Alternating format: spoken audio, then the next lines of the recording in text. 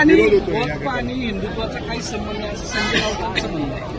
मला असं वाटतं की ते खूप मोठे नेते आहेत, त्यांच्यावरती बोलणं कितपत योग्य माहीत नाही. पण संजय राऊत बोलतात म्हणजे फार काय त्याच्यात गांभीर्याने घेण्याची आवश्यकता आहे. अण्णा त्याचवेळी दिनानाथ मंगेशकर हॉस्पिटलमध्ये अजून सुद्धा जे अहवाल आलेला नाहीये. दुसरीकडे त्यांनी काल जर आपण बघितलं तर त्यांनी सांगितलं की इमर्जन्सी पेशंटकडून आम्ही ऍडव्हान्स पैसे घेणार नाही. या घटनेकडे तुम्ही सगळीकडे कसं पाहता खासदार काय मुळामध्ये समाजातल्या प्रत्येक स्तरातून झालेल्या घटनेचा निषेधच झालाय.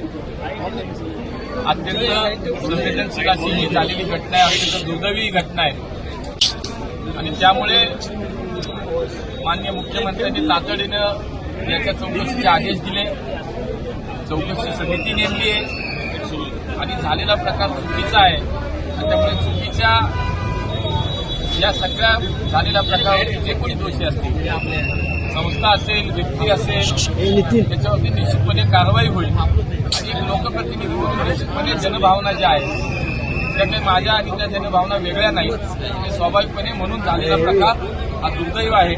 पुन्हा कधी हा होऊ नये याची सुद्धा काळजी, खबरदारी झालेल्या घटनेतनं सगळ्यांनी आपण घेतली पाहिजे आणि निश्चितपणे झालेल्या दोषींवरती जे दोषी आहेत त्याची कारवाई नक्की होईल. पर्यटन मंत्री गणेश नाईक यांनी एकनाथ शिंदे यांच्या जलपर्यटन प्रोजेक्टला राज्याच्या सरकारमधला विषय आहे. मला तुम्ही केंद्रातला विचारा, संघटनेतला विचार महायुती नाही. महायुती फक्त मी काही चिंता करू नका.